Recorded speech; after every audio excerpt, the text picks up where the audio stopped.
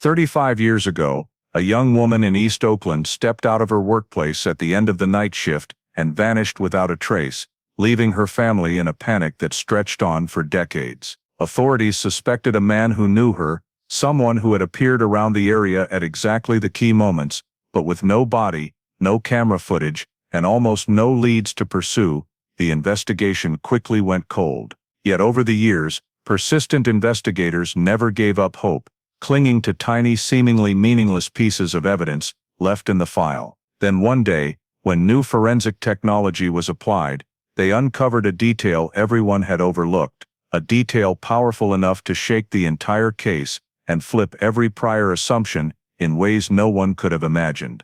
Before we dive deep into this shocking story, let us know where you're watching from, and don't forget to hit subscribe so you don't miss the next parts.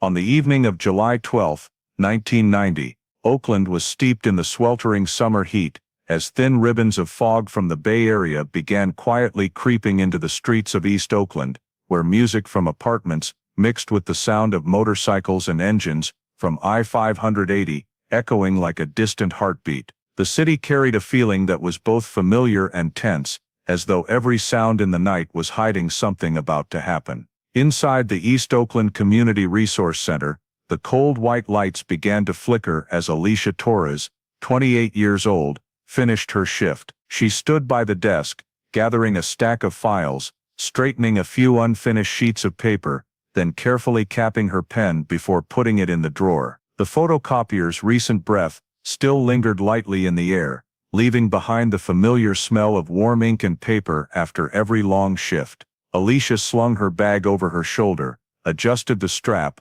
and turned off the office light, letting the yellowish hallway glow fall across her shoes. On her way to the door, she smiled and said goodbye to the last coworker, leaving the office, exchanging a few quick words like, "See you tomorrow," before pulling the heavy glass door of the center shut behind her, producing a soft echo into the empty space. Stepping outside, Alicia immediately faced the stifling heat rising from the pavement, but the wind blowing in from the bay also carried a damp chill that made her skin prickle. Sodium streetlights cast yellow pools onto the cracked sidewalk, creating unsteady patches of light along the route she walked every day. She walked with her usual familiar stride, not rushing, but not entirely relaxed either.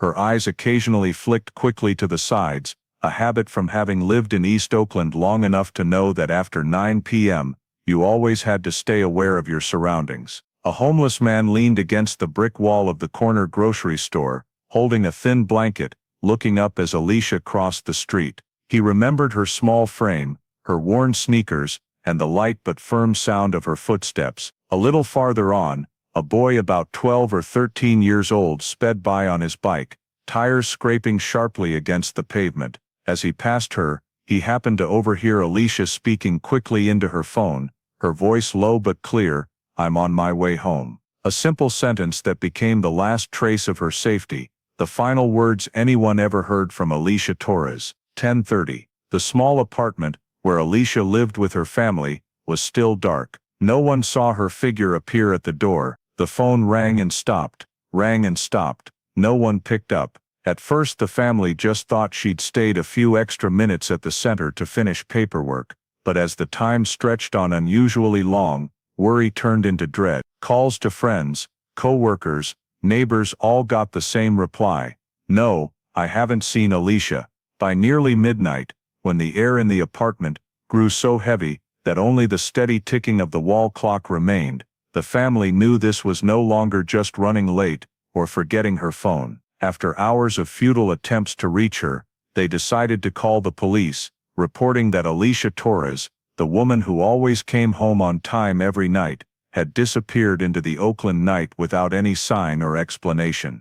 When the Torres family's missing person call came into the Oakland Police Department dispatch system near midnight, the desk officer immediately classified the case as one requiring a rapid response due to the extended period of no contact exceeding the standard for an adult, especially one with as regular a routine as Alicia. 2 patrol units in the vicinity of East Oakland were dispatched right away, their headlights sweeping along streets still shimmering in the Bay Area's night fog. Upon arriving at the community center, They began the procedure to open the case file, breaking down every element of time and space from the night of July 12 to assess the level of risk. The building's night attendant confirmed that Alicia left the workplace at 9:42 p.m., the first critical piece of information to establish the timeline. The logbook for July 12 was pulled from the personnel office. No internal activity after 9 p.m. No one stayed behind with Alicia, and she was the one who turned off the lights and locked the work area door. The list of staff present that day was separated on the spot, so immediate verification calls could be made about who had last seen Alicia and when. Co-workers said they left the center 20 to 30 minutes before Alicia, and no one noticed anything unusual in the parking lot or main hallway as they departed. The Internal Affairs Investigation team later examined the security camera system, which was already outdated from the 1980s and prone to glitches. When they reviewed the footage from the main entrance, they discovered an anomaly that immediately shifted the focus of the investigation. Exactly when Alicia stepped out of the building, the camera system lost 8 seconds of footage, not a frame stutter or quality drop, but a complete blank gap. There was no obvious external force, no impact to the equipment, no technical reason for it to stop precisely at that moment. Investigators noted this as an anomaly, requiring independent evaluation, because the timing coincidence could be directly related to the circumstances of the disappearance. To expand the observation range, another team was assigned to conduct a field canvass within a 200-meter radius around the center. They encountered a homeless man who had seen Alicia crossing the street. He described her walking quickly, small build, hair tied back neatly, and said the time was close to 10 o'clock minus. When asked if anyone was walking near Alicia, he said he couldn't remember clearly, only catching faint sounds of footsteps close to the sidewalk and bicycle tires grinding on the pavement. This information was necessary, but not yet enough to form a logical chain. From the east side of the building, the investigators met the boy on the bike, who had overheard Alicia say, "I'm on my way home." The boy didn't remember the exact time, because he was rushing home before his family's curfew, but when police asked him to pinpoint where he heard the phrase, he was certain it was the stretch between the corner grocery store and the small incline just before turning onto the main road. This data was immediately marked on the scene diagram, becoming the second key spatial anchor in the timeline. Footage from the convenience store's street camera was requested. This security device had been operating unstably for months, with blurry images, heavy noise, and frames frequently losing sharpness at night. Nevertheless, when they reviewed the period from 9:40 to 9:44 p.m., an object moving across the frame, possibly a person or a vehicle, appeared exactly during the time Alicia was believed to have crossed the area. The noise level was too high to identify the figure, but investigators documented the possibility of a second shadow appearing near Alicia's position. No one could confirm the image's reliability, but it was sufficient to add to the list of potential leads. In parallel with the camera data analysis, phone contact timing logs were pulled to build the timeline. The only call from the center's landline at 9:41 p.m. lasted less than 10 seconds and matched the phrase Alicia said that the boy overheard by chance. This reinforced the hypothesis that Alicia left the building right after the call, creating a fairly precise time anchor. In the investigators' temporary workroom, a preliminary timeline board was sketched. 9:30 to 9:40 p.m., Alicia tidied up, said goodbye to coworkers, turned off equipment. 9:41 p.m. short call. 9:42 p.m. Alicia left the center, camera lost 8 seconds of footage. 9:43 to 9:47 p.m. scattered witness statements recorded movement in the area. 10:30 p.m. Alicia did not arrive home. The largest gap, those 8 missing seconds of footage, sat right at the heart of every activity that occurred. The lead investigator noted in the file, an initial assessment, do not rule out the possibility of criminal involvement in the camera interruption. By 3 a.m., when the officers finished the initial documentation and secured the checked areas, a temporary conclusion was reached. This was no longer a case of an adult voluntarily leaving home, but carried the characteristics of deliberate interference. The file was classified as suspicious circumstance missing person, meaning Alicia Torres's disappearance was prioritized for criminal investigation from the very first night, when the only leads at that point were the time of departure from the building, inconsistent witness statements, and that highly suggestive 8-second blank in the camera footage. When the investigation team returned to the area around the community center at dawn, they began piecing together the fragmented statements from the previous night into the first pieces of a picture that was slowly taking shape, even though it remained hazy and hard to grasp. One of the sources of information they prioritized was the statement from the homeless man who lived leaning against the brick wall across from the grocery store, the man believed to have seen Alicia for the last time before she disappeared. When questioned more closely, he recounted that as Alicia crossed the street, he heard a sound like a brief argument, as if a man's voice snapped something sharply, followed by the sound of quick footsteps. He couldn't say for sure whether it was an exchange between two people or just a sound drifting from the houses inside, but the timing matched the post-9:40 p.m. mark that police had established in the timeline. This led investigators to note that this could have been the first contact between Alicia and someone potentially connected to her disappearance. However, due to the darkness and distance, this statement still lacked enough reliability to determine the content or tone of the exchange, but it strengthened the suspicion that Alicia was not alone in those final minutes. Meanwhile, the interview team tracked down the boy on the bike, mentioned in the initial file, to clarify more details about his chance encounter with Alicia. Through the boy's description, police re-established Alicia's position and direction of movement at that moment. He clearly remembered hearing her say into the phone, "I'm on my way home," but what stood out more was Alicia's tone. The boy described her voice as sounding hurried and a little tense, not like someone speaking casually. He didn't see anyone following her, but he insisted he had the feeling she started walking faster after putting the phone down. This was a small but weighty detail,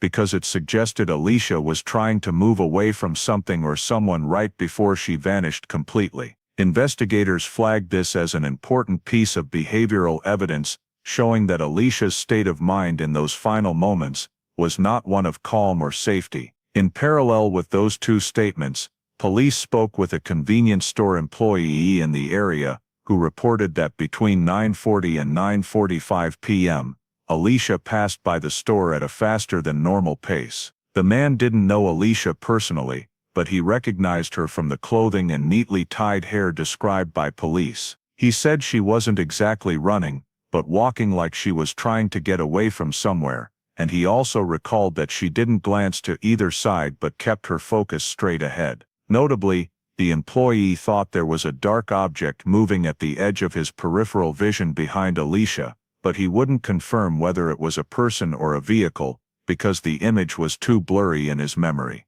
Although the existence of a second subject couldn't be precisely verified, the coincidence across three independent sources, the homeless man, the boy on the bike, the store employee, indicated that Alicia did not leave the area in a normal way. When all the information was fitted into the refining timeline, the investigators realized there was a gray zone stretching from 9:42 p.m., when Alicia left the center, to around 9:47 p.m., when the convenience store camera captured a blurred movement in the frame. This was an unexplainable window of time, because Alicia's entire path of travel after stepping onto the street should have aligned with the distance to where witnesses saw her. Instead, some data on sounds, lights, and movements suggested the possibility that Alicia was redirected or approached by someone else before she reached the spot where the boy on the bike saw her. The fact that the center's camera lost 8 seconds of footage made this time gap even more suspicious. Investigators marked that zone as area of potential contact. From this collection of information, an initial conclusion was drawn in an internal note.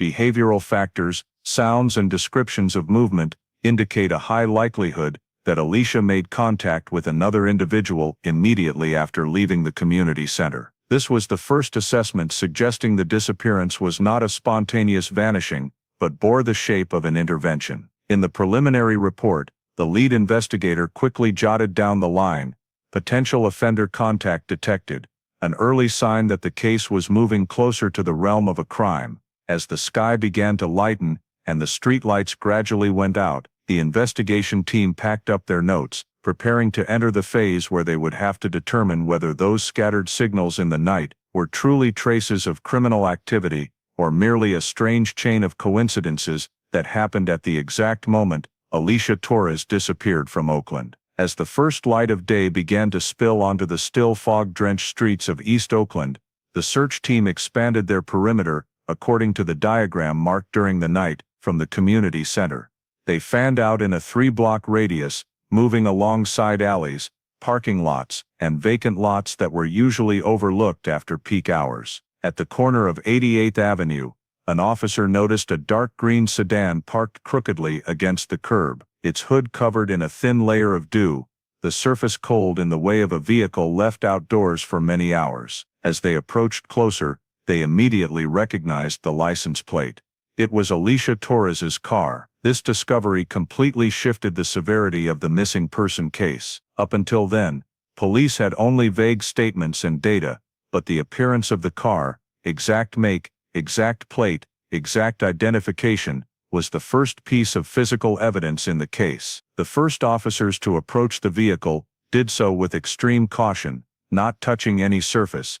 They shone flashlights from a distance, observing every detail through the windows. The driver's side door was ajar by a few centimeters, not wide enough to suggest a hurried exit, but also not the way Alicia normally left her car. One officer used his light to illuminate the ignition area and saw that the key was still inserted and turned to the on position, meaning the electrical system was still active when the car was abandoned. On the driver's seat, Alicia's purse sat completely intact, unopened, with the zipper even pulled fully closed. There were no signs of rummaging, no scraps of paper fallen to the floor, no items disturbed. This immediately ruled out the possibility that Alicia had left the car in a rush because of a robbery or direct threat on the road. No one abandons their purse, keys, and the car itself in perfect condition if they're leaving voluntarily. Even more notable, the car radio was still on, but not tuned to the station Alicia usually listened to after her shift. Instead, it was playing a frequency mixed with very faint static, as if someone had turned the dial but didn't stop on any stable broadcast signal. An officer tried adjusting the volume from outside, using the tip of a pen, and the static grew clearer, interspersed with broken snippets of sound, not enough to identify any voice or specific signal. This detail couldn't be explained right away, but it was recorded in the report, because any change inside the car could be the action of a second party, someone who entered the vehicle after Alicia. Another point was quickly noticed: the car's parking position was completely inconsistent with Alicia's daily commuting habits. According to the information provided by her family, Alicia always drove straight from the community center toward 85th Avenue, never turning onto 88th, especially not into an area with many abandoned houses and long-shuttered businesses. Nearby residents also confirmed they had never seen this car parked in that area before. Police marked the location with GPS, photographed the vehicle from every angle, and logged it into the system. Forensics was not yet permitted to approach while the sun was still low, but the search team cordoned off the area with caution tape and asked everyone to stay back to avoid contaminating the scene. The lead investigator arrived on site and requested the cordoned area be expanded by another 50 meters, in case any evidence had been ejected or dropped during the car's arrival. When they checked the surroundings, they found no skid marks, no tire slides, no signs the car had been pushed or towed, indicating the vehicle had driven there under its own power, not moved by another means. However, the off-center parking along the curb suggested the driver had no intention of staying long or was unfamiliar with parking in that spot. The slightly open driver's door also indicated the driver had left the car quickly, but not in the midst of a direct struggle. None of these details matched Alicia's habits. One officer, with better light, looked closely at the pedal area and noticed the driver's seat had been slid back farther than what would fit Alicia's height, though it couldn't be concluded 100%. The detail was enough to create a significant suspicion. It was very likely someone else had driven the car in the minutes after Alicia left the community center. Once the vehicle had been sufficiently observed through the glass, the investigator ordered it sealed and transported to the forensics bay for detailed examination. The transport team used gloves and specialized clamps to ensure no surfaces were contaminated, while also documenting the key position, fuel level, transmission status, and even the dust buildup along the door edges, things that could give forensics clues about how long the car had been abandoned. As the car was loaded onto the tow truck and covered with a contamination-proof tarp, the lead investigator added another note to the file: vehicle location inconsistent with victim's routine, keys intact, purse intact, unknown radio frequency, high suspicion of third-party involvement. The discovery of the car, intact but in the wrong place, wrong condition, and wrong user behavior, officially pushed Alicia Torres's disappearance beyond the boundary of an ordinary missing person case. From that moment on, the case was no longer viewed as an adult simply failing to check in, but as a situation full of signs pointing to deliberate intervention, and quite possibly involving a perpetrator who had approached Alicia during the window when the center's camera lost 8 seconds of footage. Alicia's car was transferred to the Oakland Police Department's forensics bay early in the morning, when the sun had just risen enough to clearly illuminate the dew-covered surface of the sedan. The examination area was cordoned off, allowing access only to certified technicians. The vehicle was kept in the exact condition it had been recovered from the scene, with all surfaces photographed in high resolution before anyone touched it. The lead technician began the process by scanning the exterior of the car to identify traces that were difficult to spot with the naked eye. On the driver's side door, they discovered a horizontal scrape about 12 to 14 centimeters long, with a shallow compression mark on the metal surface, resembling an impact from a hard but non-sharp object. It didn't match damage from a traffic accident or a large object like a concrete pole. Instead, it bore the characteristics of a handheld tool striking it. Under UV light observation, the scratch lines became more visible, showing a direction of drag from back to front, suggesting the person holding the object had been standing near the driver's door during contact. Police recorded this detail as an indicator that Alicia may have been approached while entering the car, or forced to leave it by someone standing beside it. When they moved to the interior, technicians used a trace evidence collection kit. On the driver's seat, they found a long strand of hair, longer than the neatly tied style Alicia usually wore according to friends' descriptions, making it a significant piece of evidence for DNA analysis. A light-colored handkerchief was wedged between the seat and the gear shift. The surface of the handkerchief showed traces of dried liquid, not enough to identify visually, but sufficient for testing. An unfamiliar fiber clung to the floor mat, thin and with a structure different from the car's interior material. This suggested it had come into the vehicle from someone else's clothing or item, not the owner's. Technicians also collected partial fingerprints on the door panel and near the handle, but they were smudged and lacked enough clarity for direct database comparison. However, with samples available, forensics could apply ridge enhancement algorithms to attempt to improve reliability. While examining other surfaces, technicians confirmed the driver's seat had been pulled back significantly compared to the position Alicia usually sat, based on statements from family and coworkers who had ridden with her. The degree of backward adjustment fit someone 10 to 15 centimeters taller than Alicia. This discrepancy was not accidental. The car's seat was old, and the sliding rails made a loud noise when adjusted, so Alicia almost never changed the seat position unless necessary. This became one of the first pieces of evidence, indicating someone else had driven the car after Alicia left the community center. Upon closer inspection of the floor, forensics found no clear signs of a struggle, no heavy shoe scuff marks, no torn fabric fragments, no fingernail scratches on the plastic dashboard material. However, this did not rule out the possibility that Alicia had been subdued before entering the car, or right as she opened the door. Based on experience, the technician noted this could be a case where the victim had no opportunity to resist, or the control of the victim occurred outside the vehicle, leaving no traces in the cabin. Another possibility was also recorded. The car may have been moved by a second person after Alicia was no longer able to resist, explaining why the interior showed no signs of disturbance. Forensics continued by opening the dashboard to look for other anomalies. Although no foreign devices or signs of tampering were found, they noted grains of soil dust clinging under the pedals. The color of this soil did not match the area around the community center, nor did it match the location where the car was found. Though the origin couldn't yet be identified, this detail indicated the car had traveled through a third location during its journey after Alicia disappeared, a key clue for reconstructing the route later. The car radio continued to be examined because it had been tuned to a strange noisy frequency when the vehicle was discovered. Forensics checked the tuning knob and determined it wasn't malfunctioning but had been manually adjusted by someone. Investigators noted two possibilities. 1. The perpetrator wanted to erase previous audio traces.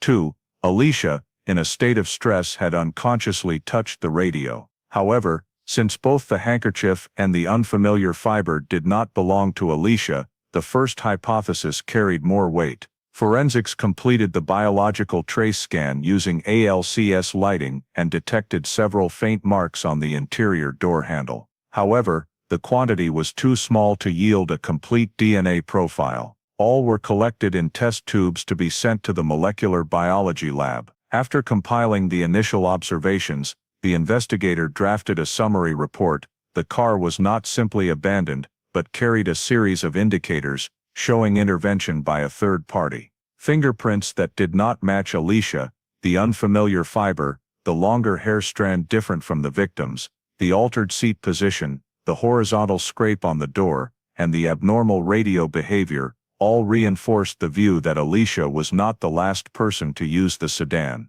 The absence of struggle signs inside the car suggested that if there was control, the process took place outside the cabin, or happened too quickly for the victim to react. In the report sent to the investigation team commander, a line was highlighted in red ink, strong indication of third-party manipulation. Vehicle used post-contact. Further analysis required to identify offender behavior. From that moment onward, Alicia Torres's disappearance was officially viewed through a criminal lens, no longer just a missing person, but the victim of a deliberate, sophisticated, and likely premeditated intervention. As the examination results from Alicia's car began to reveal traces indicating a second person's involvement, the investigation team decided to revisit every witness who had appeared in the initial report. The goal was to review every small detail that might have been overlooked during the chaotic first night. The most important witness was the boy on the bike, who had passed Alicia by chance just minutes before she disappeared.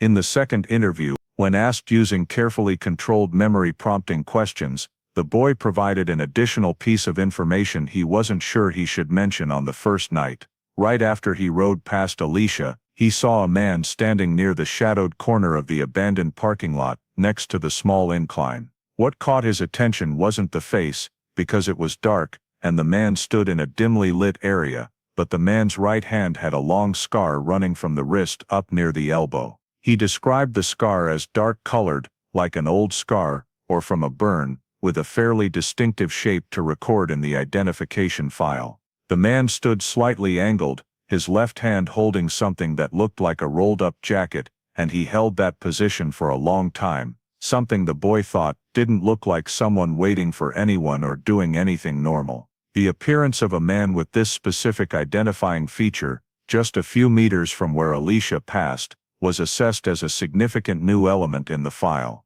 Another witness re-interviewed was the gas station attendant not far from the community center. He stated that during the exact time frame when Alicia was last seen, a silver Toyota Camry pulled up in front of the station without turning off the engine. What was strange was that the car had no rear license plate at all. The driver sat in the vehicle for about a couple of minutes, then drove off, without buying anything, going inside or interacting with anyone. When asked for a description, the attendant recalled the driver as a tall man wearing a thin jacket and short dark hair. The direction the car left matched the route Alicia might have taken when leaving the center. Based on investigative experience, an unplated vehicle is often noted as a sign of suspicious behavior, and its appearance during this precise time window immediately placed it in the category of vehicles to track. Based on the boy's statement about the scar and the man's build, a composite sketch artist was called in to create a drawing. Although there was no clear facial description, The artist combined details of height, posture, hairstyle, and especially the shape of the scar to produce the most accurate possible likeness. The composite was completed that afternoon, and prepared for inclusion in the internal circulation file for patrol units. However, by evening, when investigators returned to the evidence processing room for a final check, the first composite was no longer in the folder where it had been placed. There was no borrowing note, no signature for document checkout, and the internal camera did not record anyone approaching the storage area during the time the composite went missing. The sketch disappeared in an inexplicable way, forcing the team to redraw a second version and tighten document control procedures to prevent any further loss. The unusual disappearance of the composite led investigators to conclude there was either deliberate interference or serious negligence in the storage process, and it slowed down the progress of collecting identifying leads. While recanvassing witnesses, investigators also went back to the homeless man from that night. This time, they focused on the details of the sound he had heard. The man stated that in addition to the footsteps and Alicia's hurried pace, he had also heard a man's voice speaking low, not loudly, as if trying to keep it from drawing attention. He described the voice as the kind belonging to someone who's lived around here a long time, with no unusual accent or regional difference, suggesting the person might be familiar with the area and know how to move through East Oakland's dark alleys. When all the statements were connected, the man with the scar, the silver Camry without a plate, the low voice, the motionless stance in the spot Alicia passed, investigators realized they were beginning to form a fairly clear outline of a man who appeared repeatedly in the same time frame and area where Alicia disappeared. Although they had no name yet, the subject's characteristics were sufficient for police to place him on the priority list. In the internal report submitted at the end of the day, investigators wrote clearly, male 30 to 40 years old, right hand with a long scar, moves in a familiar area, potentially linked to the silver Camry without a license plate. Need to locate and compare behavior with the victim's timeline. This was the first time the case had a relatively complete sketch of a figure who may have approached Alicia in the final minutes before she vanished from East Oakland. If the evidence inside the car showed the presence of a second person, then the surrounding witnesses were now starting to give that person's shape a concrete image for investigators to pursue. After the gas station witness described the silver Camry without a license plate appearing exactly within the time frame of Alicia's disappearance, the investigation team immediately shifted to retrieving all silver Toyota Camry models from 1988 to 1990, registered in Alameda County. This was a time-consuming task because it required cross-referencing DMV data with inspection records and lists of vehicles that had been ticketed or serviced at local garages. The initial rough filter showed more than 200 silver Camrys during that period, but only a portion matched the exact model year the witness described. When investigators applied 3 additional criteria, model year, frequent travel in the East Oakland area, and no license plate update in the owner's record within the past 3 months, the number dropped to 47 vehicles. From there, the team had to proceed with manual verification step by step, calling owners, checking the vehicle's status at that time, and determining who was using the car on the night of July 12. Some owners had clear alibis, some vehicles were broken down that day, and some cars had not moved in the area connected to the disappearance at all. After nearly 2 days of continuous cross-checking, the list was narrowed down to exactly 13 vehicles. All 13 owners were placed in the category requiring thorough scrutiny, and the investigation team began reviewing each person's personal records, behavioral indicators, employment, and daily schedules. Among the 13 names on the list, one quickly drew attention: Samuel R. Carver, 36 years old, a counselor at a local church in East Oakland. When cross-referencing Carver's usual residence address with Alicia's regular route, investigators noticed they were only a few blocks apart. Furthermore, Carver had a history of frequenting the area around the gas station, where the witness had seen the silver Camry without a plate. This made him one of the top priorities for questioning. When police first contacted Carver, he was fairly cooperative, but spoke with noticeable caution. He said that on the night of July 12, he was at home with his wife and did not leave the residence. Carver's wife confirmed this and described how they watched an evening television program and went to bed early. That alibi was noted, but it could not be immediately verified because no one else had witnessed it besides Carver's wife. Investigators noted that corroboration from family members always needs careful scrutiny due to its low level of objectivity. When asked about the silver Camry, Carver initially confirmed he had once owned a 1989 model in silver,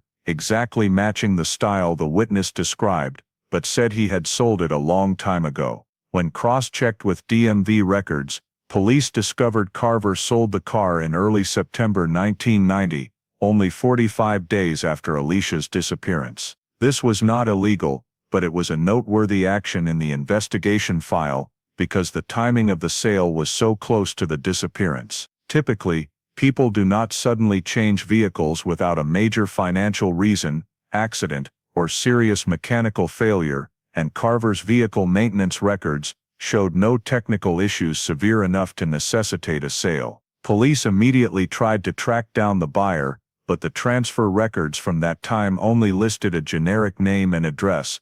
The buyer had moved away after a few months, and the Camry was no longer registered in California. This made tracing the vehicle's path after it left Carver's possession much more difficult. Nevertheless, the fact that Carver sold the car so soon after the disappearance was viewed as a sign requiring deeper investigation. When examining Carver's work history, investigators found he had participated in many community activities, appeared to be a reputable person, and had little criminal record or negative notations. However, investigative experience shows that outward behavior does not always reflect true conduct in private or high-conflict situations. The team continued questioning Carver about the routes he typically traveled in the evenings, and asked him to describe his schedule during the month of the disappearance. Carver answered quite coherently, but when investigators pressed specifically about July 12, he had a brief moment of hesitation before repeating what he had already said,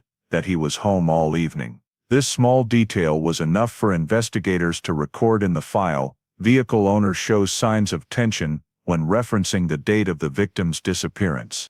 After compiling data on the remaining 13 Camrys, none carried as high a level of suspicion as Carver's vehicle. Some had clear alibis, others had no reason to appear in the relevant area. Only Carver's car matched on model year, color, operational area, and the unusual transaction timing after the disappearance. Carver's alibi from his wife's confirmation was temporarily noted but not strong enough to rule him out of suspicion. The lead investigator concluded in the report, Carver becomes a priority subject for review. Need to expand investigation into travel history, personal relationships, and the status of the Camry prior to sale. This marked a significant shift in the case. From a mysterious car appearing near the scene, police had now identified a vehicle owner with multiple matching factors, opening a deeper investigative path into the possibility that Carver was present during the window when Alicia Torres vanished from the Oakland night streets. Right after identifying Carver's silver Camry as one of the vehicles requiring the closest scrutiny, the investigation team began rechecking the entire alibi that Carver and his wife had provided during the first interview. The key was to verify whether Carver had truly been at home on the night Alicia disappeared. To clarify, investigators went door to door in Carver's neighborhood to gather additional statements. A neighbor living 2 houses away said that around 9:30 p.m. on the night of July 12, she saw Carver leave his home. She had been watering plants in her front yard, and the street light was bright enough for her to recognize his familiar build and clothing, a thin dark jacket, long pants, and a slightly leaning gait, as if he was in a hurry or had a clear destination. She insisted this wasn't a misremembered date, because she rarely saw Carver go out on a weekday evening, so that moment had caught her attention. This information directly contradicted Carver's statement that he was home all evening. When investigators cross-referenced the neighbor's reported departure time with other collected data, a critical piece emerged in the call log summary. At 9:44 p.m., just 2 minutes after the community center camera lost 8 seconds of footage, a call was placed from a payphone located near the area where Alicia had passed to Carver's home number. This payphone was on the street that Alicia very likely would have walked along before disappearing. The call was extremely brief, and the caller could not be identified, but investigators raised the question, if Carver was at home during that time, why hadn't he mentioned this call during the interview? They further cross-checked the distance between the payphone and Carver's house, determining that to make a call at 9:44 p.m., the caller would have had to be physically present in the area near where Alicia was last seen. This made the call a key piece of data because it did not align with Carver's claim of always being at home. Continuing verification, the team went back to speak with Carver's wife for more details about that evening. In the first interview, she had been confident, stating that her husband was home all evening, that they watched TV together, and then went to bed. But during the second interview, her demeanor changed noticeably. She avoided eye contact with the investigators, answered more slowly and cautiously. When asked to describe exactly when Carver was in the living room, she said, "I think so," which was markedly different from the "he was definitely at home" she had asserted before. When investigators asked about the specific TV program that night to verify against broadcast times, she could no longer recall the name of the show as she had during the first interview. This inconsistency in Carver's wife's own statements led the team to record that her testimony was no longer considered absolutely reliable. Meanwhile, while reviewing field details, investigators also cross-checked Carver's possible movements. If he left home at 9:30 p.m., as the neighbor saw, the distance to the area where Alicia disappeared fully aligned with the timeline of Alicia leaving the center at 9:42 p.m. and the payphone call at 9:44 p.m. These timed elements formed a chain of connections that required no assumptions. A person leaves home at 9:30, walks or drives for a few minutes, appears in the area where Alicia was passing, and is present exactly when the payphone call to Carver's home occurs. Investigators documented all the contradictions. Carver denied leaving home, yet a neighbor saw him leave. Carver made no mention of any call, yet there was an incoming call to his home, from a payphone near the scene.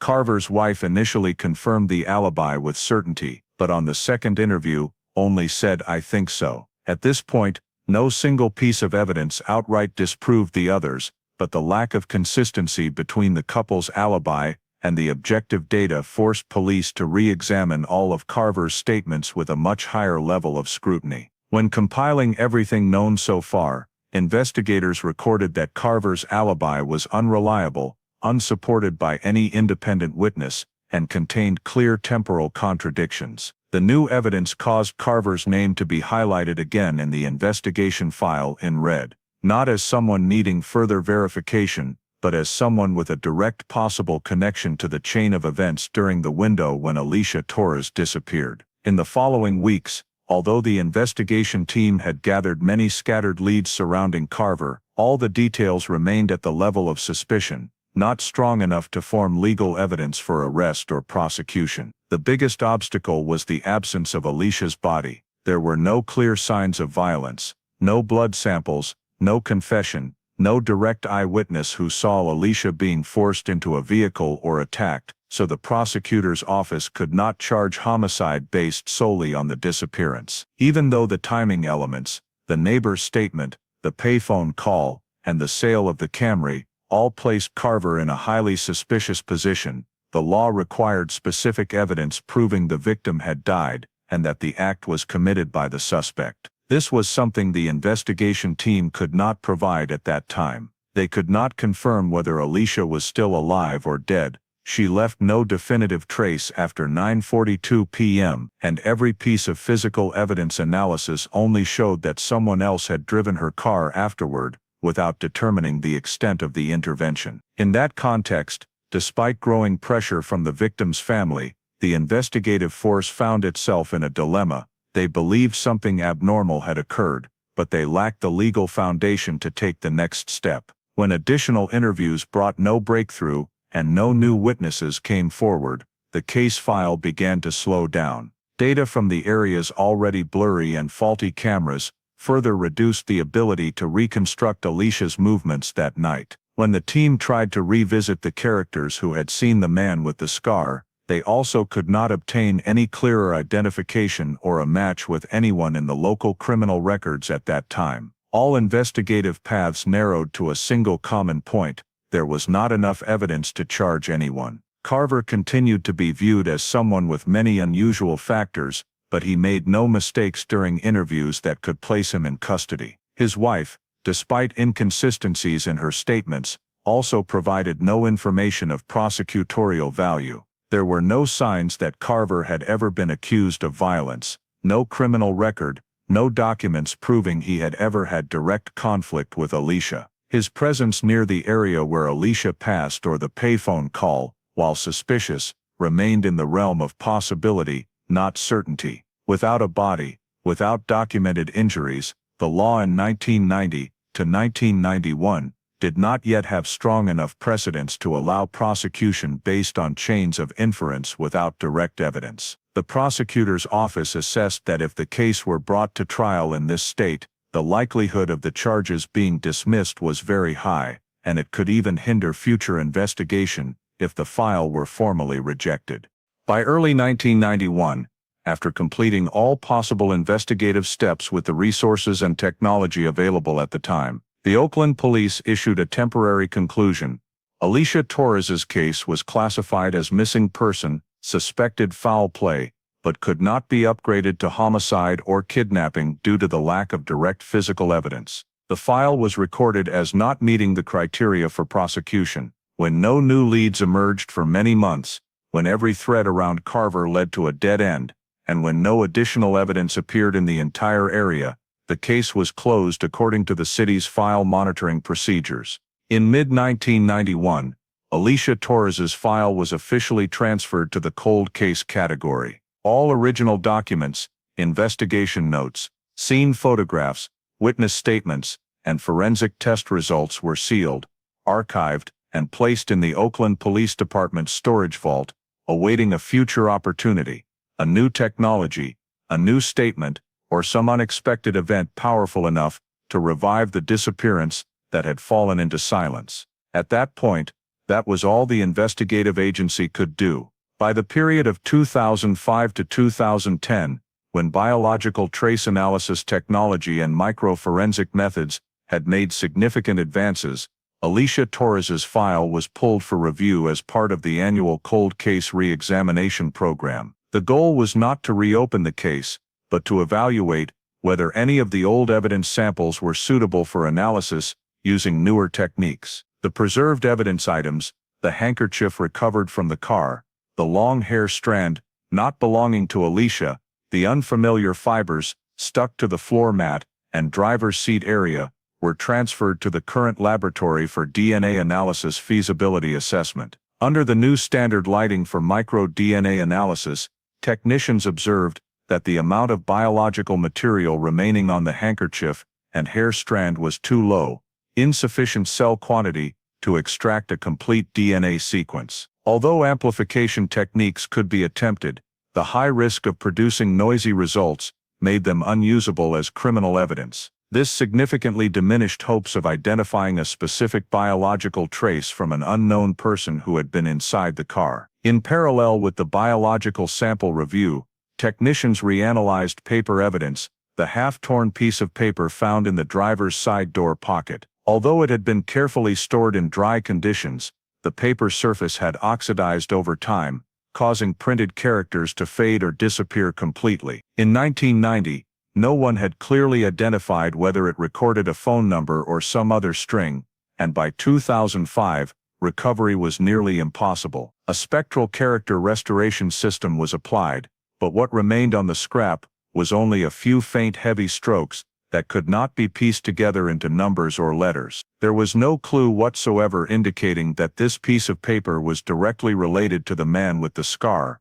or the person who drove the Camry after Alicia disappeared. The item was returned to the file without any new analytical value. Another piece of evidence re-evaluated was the soil sample collected from under the car pedals. During the 2005 review, a geologist analyst compared the soil sample with mineral mapping data from the Oakland and San Leandro areas. The mineralogical characteristics of the sample, the ratio of silica, clay, and organic particles, did not match any location within the radius of the community center or the spot where the car was found. This once again confirmed that Alicia's car had traveled through another location before being abandoned, but because the sample was too small and lacked sufficiently distinctive mineral markers, no specific site could be traced. Efforts to expand comparisons with broader regional data also yielded no results, as the soil sample lacked unique identifiers to link it to a single source. This evidence continued to be classified as unidentifiable. When the review team completed the re-evaluation of all original evidence, no progress was sufficient to change the case status. No DNA was identified, no document was recovered, no new location was pinpointed. Although the passage of time had brought far more advanced technologies, the nature of the evidence collected 15 years earlier was inherently limited by natural degradation, insufficient sample quantity, or incompleteness for exploitation. The cold case investigator assigned during this period noted that the independent traces, hair fibers, soil sample, all suggested the presence of an unknown person, but lacked connecting elements to identify that individual's identity or actions. More importantly, none of the factors helped determine Alicia's status after she left the community center. Ultimately, after multiple rounds of evaluation, the Cold Case Review Board concluded that the case lacked grounds for reopening a formal investigation. Although evidence still existed, it did not possess sufficient legal or scientific value to produce a breakthrough.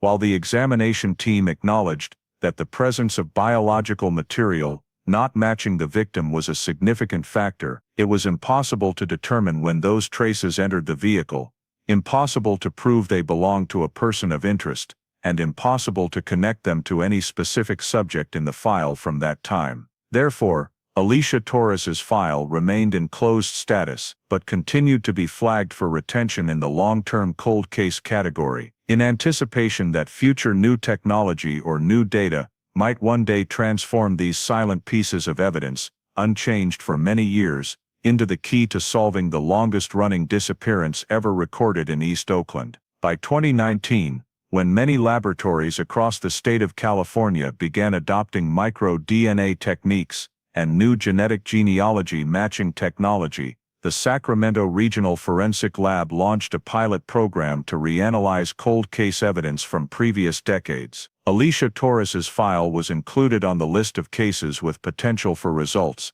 despite previous failures due to the extremely small amount of biological material. The handkerchief recovered from the car, the same evidence that had failed to produce a complete DNA sequence back in 2005, was selected for retesting using the new generation segmental amplification kit. Technicians performed micro-DNA extraction, a method specifically designed to handle biological samples that had degraded over decades. After multiple processing runs, they successfully isolated a male DNA profile, a result that had never been achieved before. These genetic markers were run through the genealogical analysis system to search for matches in public and semi-public genealogy databases, which often contain DNA records from individuals who have participated in civilian ancestry testing. After more than a week of running indirect kinship matching algorithms, the system not only returned a matching surname, but also suggested a second-degree blood relationship with an individual who had a public profile. Victor Hale, who resided in Alameda County throughout the 1980s and 1990s. Investigators immediately searched police records and discovered that Hale had a close familial relationship with Samuel R. Carver, the owner of the silver Camry that the investigation team had scrutinized closely back in 1990. The male DNA sample recovered from the handkerchief did not match Carver, but it did match this cousin. The new data added an entirely different layer of meaning to the evidence. The man who left DNA in Alicia's car was not Carver, but someone related to him by blood.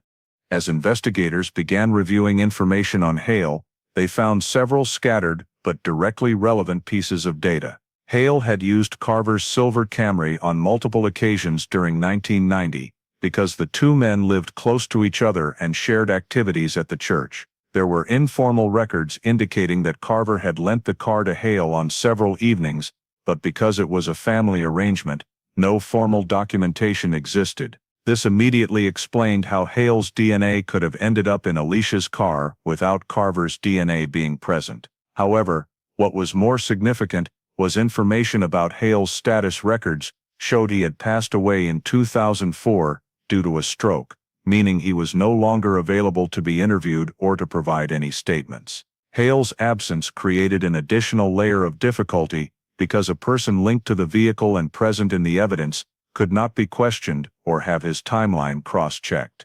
Nevertheless, Hale's use of Carver's car prior to Alicia's disappearance still did not explain why the evidence was in the car on the exact night of the incident, unless Hale had been inside Alicia's car at a time very close to the day she disappeared. To gain more clarity, investigators returned to the evidence vault and compared the degradation level of the DNA sample. The analysis results indicated that the sample on the handkerchief was not an old trace from before 1990, but showed signs of contact around the time close to the date Alicia disappeared. This shifted the central question, not why Hale's DNA was in the car, but what Hale had done with the Camry in the period immediately leading up to the night of July 12, 1990. When they revisited old files, the investigation team found a short report that had been overlooked in 1990. One of Carver's neighbors had stated that they had seen Hale driving the silver Camry a few days before the disappearance occurred.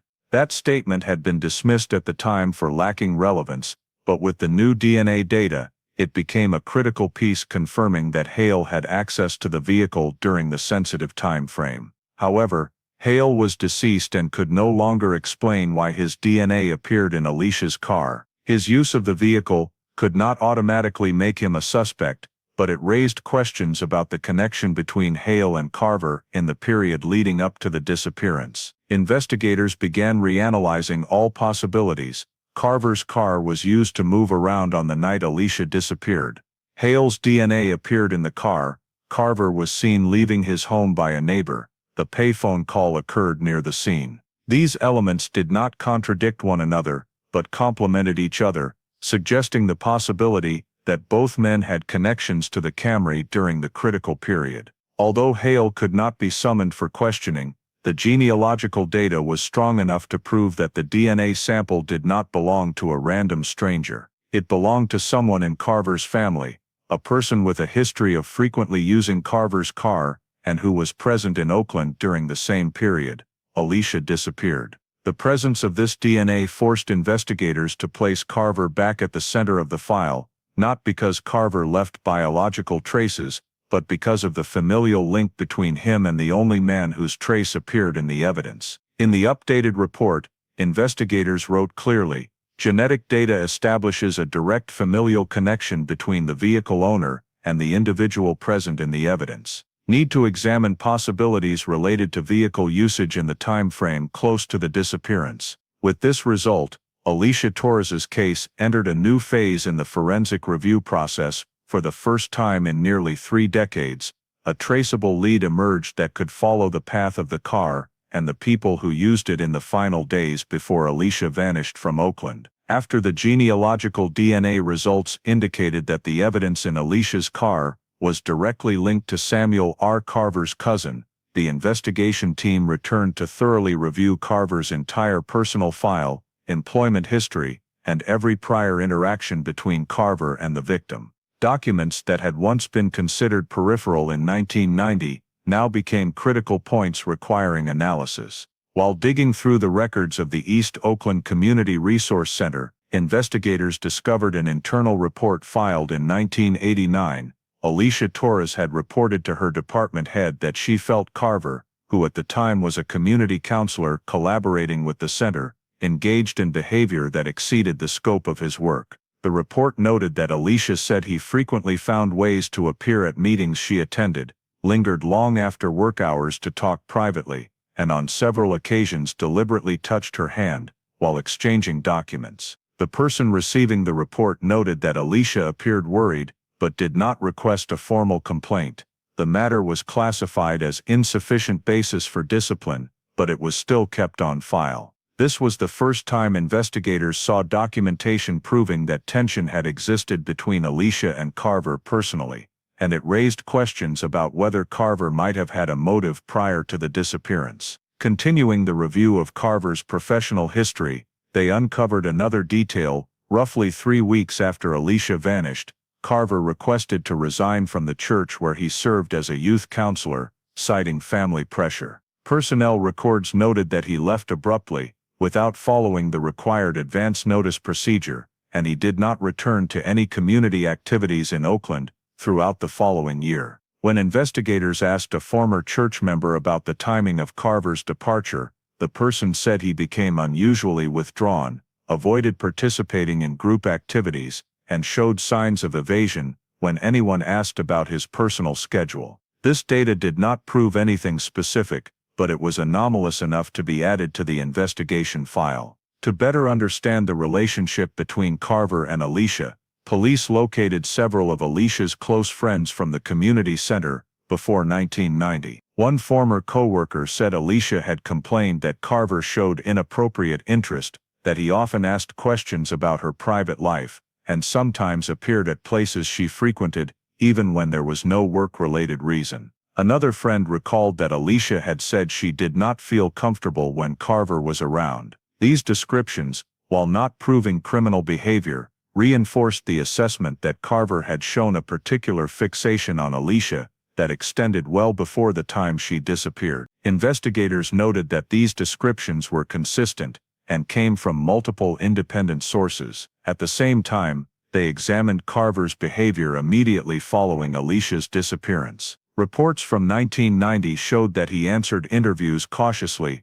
but still cooperatively. However, after police questioned him about the Camry and the timeline of the night of July 12, Carver began avoiding contact with investigators, refusing to answer further without an attorney present. Neighbors reported that Carver became withdrawn, rarely left home, changed his daily routine, and drastically reduced social activities. An old acquaintance recounted that Carver had once said he wanted to get away from things that put him under scrutiny, but did not explain specifically what those things were. Such post-event behavioral changes are often analyzed by police as indirect factors in criminal investigations, especially when they align with other already suspicious data points. When linking all the documents, the report Alicia filed in 1989, Carver's abrupt unannounced resignation from the church, friends' statements, his changed demeanor after the disappearance, along with the car and evidence tied to Carver's family,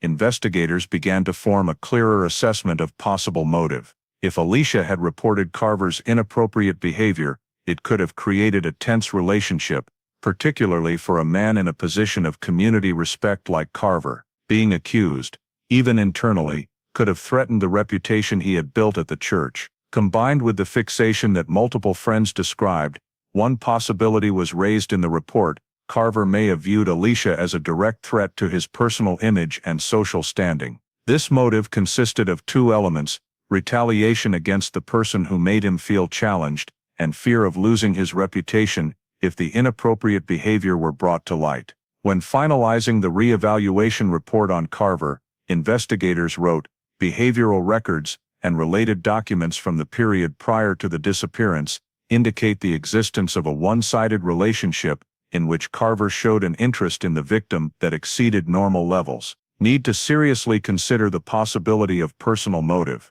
The new documents were carefully reorganized, prepared for the next phase of analysis, aimed at determining what Carver had done in the final hours before Alicia Torres disappeared from East Oakland in 1990. After compiling all the documents related to Carver, the investigative force decided to obtain a search warrant for the house he had lived in back in 1990. A single-story home on the edge of East Oakland that had changed owners multiple times, but still retained much of its original structure. The forensics team and criminal investigators coordinated their approach early in the morning to take advantage of favorable lighting conditions for scanning evidence. The search was conducted room by room, starting with the garage where Carver had stored the silver Camry throughout the time he owned it.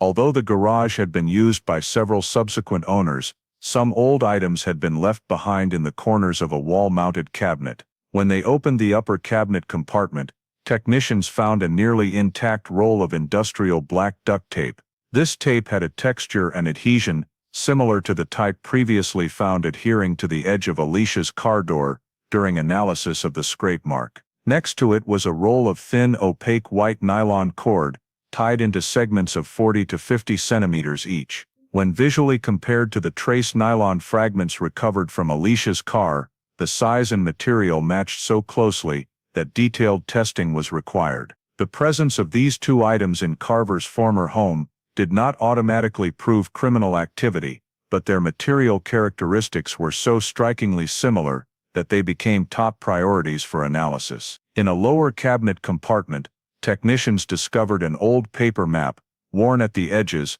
with several locations around the Tunnel Martinez area marked in red ink. The map was published in 1988, matching the period when Carver still owned the Camry. The circled points did not lie along any regular route that Alicia or Carver had professional reasons to travel. When cross-referencing the Tunnel Martinez locations with the soil sample previously collected from under Alicia's car pedals, investigators noted that this region had geological characteristics that matched most closely with what they had analyzed in previous years.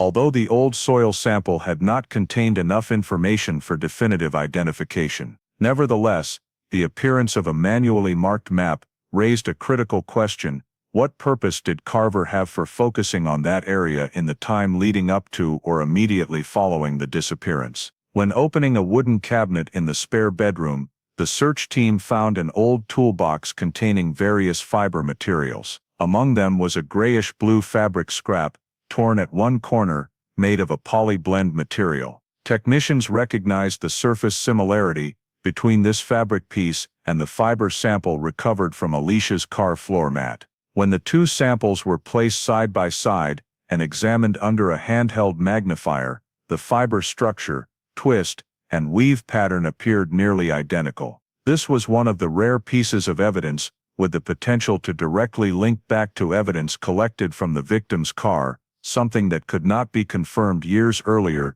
due to technological limitations. The fabric sample was immediately sealed and sent for microscopic analysis to determine the exact degree of match. During the continued search, the team noticed that a section of the garage wall appeared inconsistent. When they tapped lightly with a tool, a hollow sound emanated from an area approximately 40 by 60 centimeters. After removing the thin outer paneling, they discovered a small hand-built compartment hidden behind the mismatched wall section. Inside were several items carefully stored: an old pair of leather gloves with uneven wear, a folding knife from the late 1980s, a roll of cloth tape, and a small plastic bag containing a few miscellaneous pieces of jewelry. Inside the jewelry bag, technicians noticed a silver teardrop-shaped earring that closely resembled the style Alicia's family confirmed she had worn around 1990. While this earring alone was not sufficient to conclude it belonged to Alicia,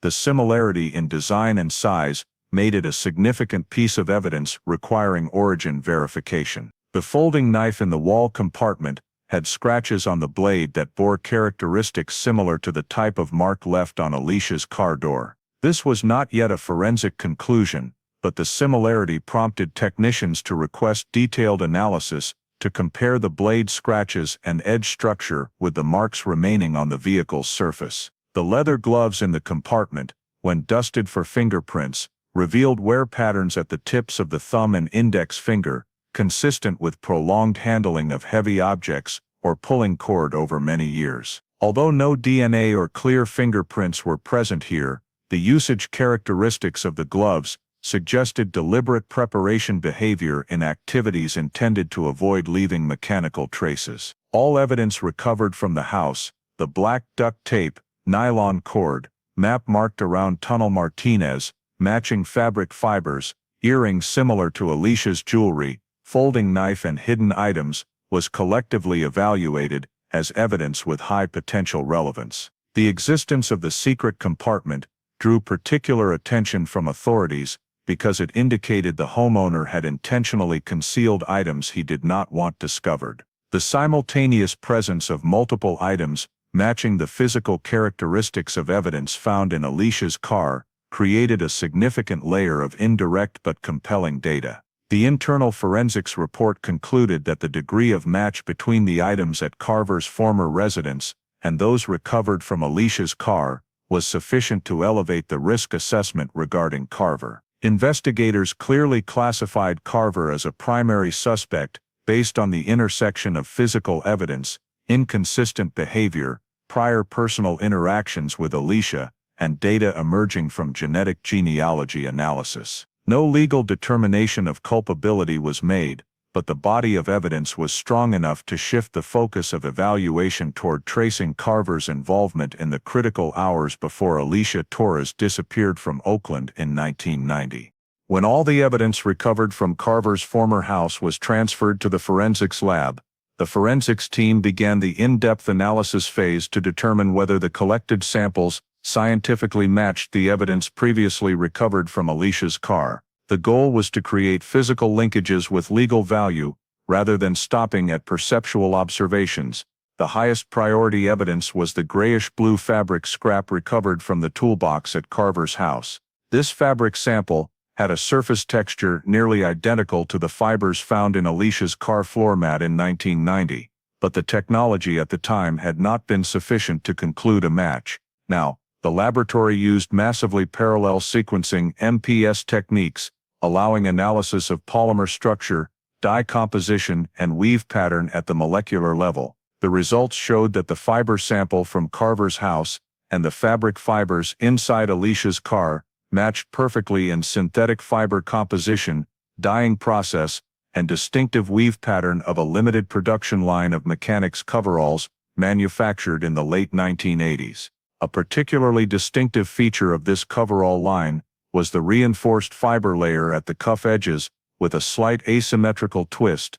This characteristic appeared uniformly in both samples. When technicians compared the sample from Carver's house to the actual mechanics coveralls Carver had once owned identified from old photographs from 1990, they determined a 100% match, meaning no other item except those coveralls could have produced the fibers found in Alicia's car. This was the first time forensics had established a direct link between evidence in the car and a personal item belonging to Carver, something that had been completely impossible 3 decades earlier. In addition to the fibers, the soil sample collected from under Alicia's car pedals was re-examined. In the previous analysis in 2005, the soil had been classified as unidentifiable due to its small size and lack of prominent mineral markers. But when analyzed using X-ray fluorescence combined with nanoclay particle isolation methods in 2019, the soil yielded a distinctive mineral ratio, including illite, chlorite, and a form of silica mixed with concentrated iron oxide. When compared to updated mineral maps of Alameda and Contra Costa counties, only one area showed a high degree of similarity, the region around Tunnel Martinez. The match level reached 92%, a figure sufficient to conclude that the soil sample very likely originated from this area. Although it was impossible to pinpoint the exact spot within Tunnel Martinez that Alicia's car had passed through, the distinctive mineral mixture made random coincidence virtually impossible. This also explained why, in 1990 and 2005, the soil had not matched any location within Oakland jurisdiction. Alicia's car had been moved to an area many miles from Oakland, information the original investigators had no basis to consider. This data further reinforced the significance of the map found in Carver's house with markings around Tunnel Martinez, indicating that the Camry's journey during the time Alicia disappeared may have taken her to this remote area. Meanwhile, the roll of black duct tape discovered in Carver's former garage was also analyzed. This time forensics did not only examine adhesion type and polymer composition, but also cross-referenced distribution sources. Technicians found that the adhesive layer in the roll contained a high proportion of a very distinctive tackifier compound, sold only by certain industrial supply stores in the East Oakland area between 1988 and 1991. When cross-referencing receipts and Carver's employment history, police discovered that Carver had worked part-time at one such industrial supply store in the late 1980s. This similarity increased the connection between the evidence and Carver. The same type of tape had appeared in Alicia's car, and Carver had a high likelihood of accessing or possessing this hard-to-find tape during the exact timeframe relevant to the disappearance. Although the purpose of the tape's use could not yet be determined, the origin match was recorded as supplementary evidence. The folding knife found in the secret compartment in the garage was subjected to mechanical analysis.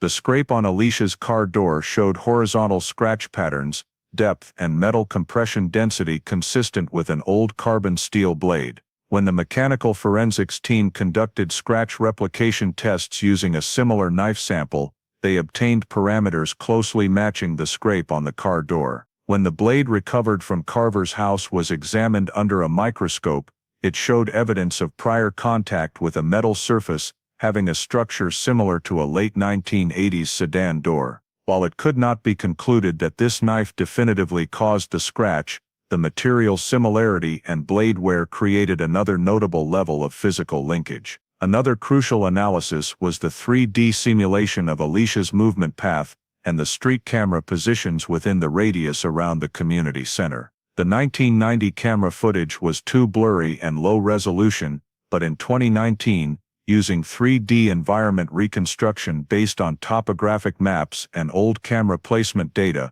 forensics could identify blind spots where someone approaching Alicia could have stood without being recorded. When simulating the movement of a silver Camry passing through the area exactly during the window when the community center camera lost 8 seconds of footage, the model showed that the driver could have completely stopped the vehicle in a corner-obscured position, approached Alicia under low-light conditions, and taken her into the car without entering the field of view of any camera. That position coincided with the area where witnesses had seen the man with the scar, and where the boy had overheard Alicia on the phone. This simulation was not direct evidence, but it provided a technically compatible framework for the prior data points, demonstrating that someone familiar with the terrain could have approached Alicia without leaving visual traces. When all the analysis results were compiled, investigators assessed that the level of linkage between Carver and the evidence had moved far beyond the initial scope of suspicion. The fibers matched perfectly. The soil sample showed Alicia's car had traveled to Tunnel Martinez, where Carver had a marked map. The tape matched a type Carver had access to, and the 3D simulation confirmed the feasibility of approaching the victim during the camera blackout window. The updated forensics report clearly stated that the body of evidence had reached a substantial level sufficient to reinforce the conclusion that behavior was linked to a specific individual, and that details once scattered in the file, more than 30 years earlier, now showed clear intersections in space, time, and physical traces. Based on all the forensic data, witness statements, motion simulation analysis, and evidence recovered from Carver's former house, the investigative force proceeded to reconstruct the most likely sequence of events that occurred on the night Alicia Torres disappeared. All indirect evidence suggested that Carver had been watching Alicia before the incident took place. A former coworker recalled that Carver often asked about Alicia's work schedule, while her friends reported that he had a tendency to show up unexpectedly at places she frequented. This indicated the possibility that Carver had been surveilling Alicia from the afternoon of July 12, 1990, to determine the time she would leave the community center. The traffic cameras of that era were too low quality to capture detailed movement, but the forensic simulation showed that the silver Camry could have been parked out of sight behind a row of buildings near the center, without falling into the view of any camera. The man with the scar described by the boy many years earlier could have been Carver's cousin Victor Hale, the person who had access to the Camry and left DNA in the car, supporting the hypothesis that Carver did not act entirely alone during the surveillance phase, although Hale's specific role could not be verified because he had passed away. When Alicia finished her shift around 9:40 p.m., there were multiple signs indicating that Carver had been waiting at a close enough distance to observe her leaving the center without her noticing him. He had previously served as a community counselor there and knew the building's layout well, the side entrances, the old parking lot, and the completely unmonitored blind spots. This aligned with the 3D simulation. The approaching individual could have stood right at the south corner wall of the center without entering the field of any street camera. A highly probable scenario was that Carver stepped out from the shadows and approached Alicia with a work-related pretext, a quick question, fabricated information,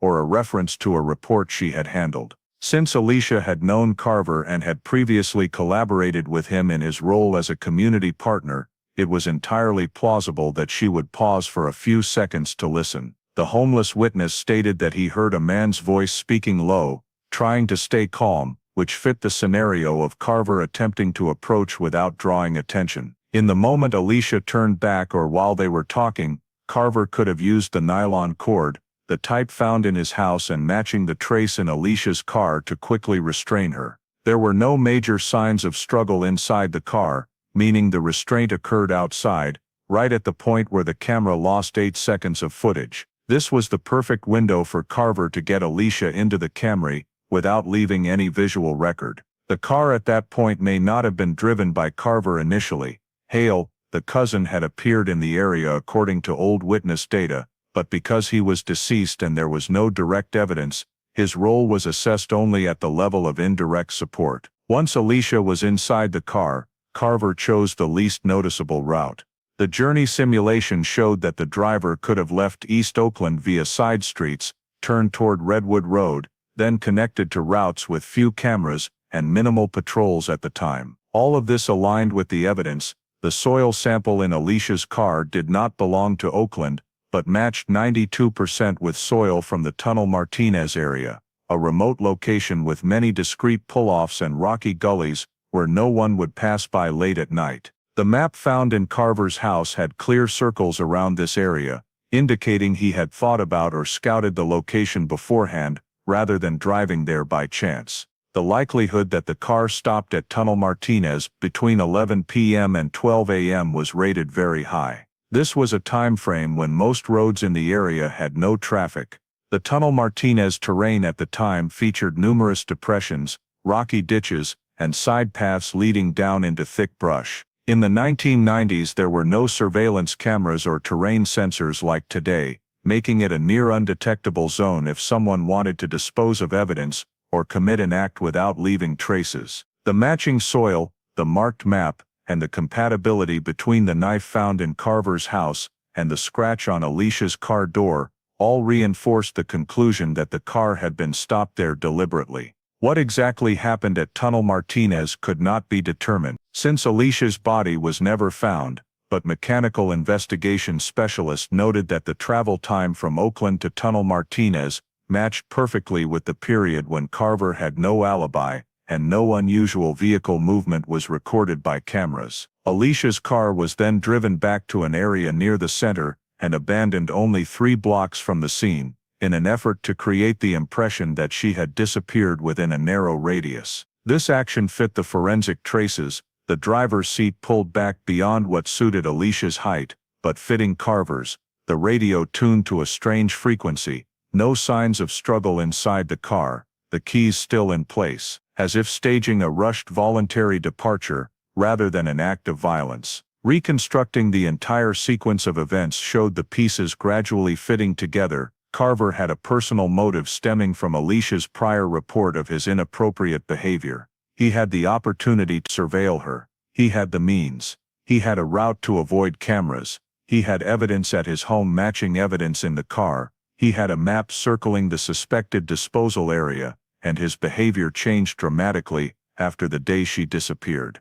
There was no direct evidence, but the synthesis of multiple layers of physical, scientific and behavioral data created a reconstruction consistent with the entire investigative process, providing the clearest picture yet of what very likely happened on that July night in 1990, when Alicia Torres disappeared from East Oakland.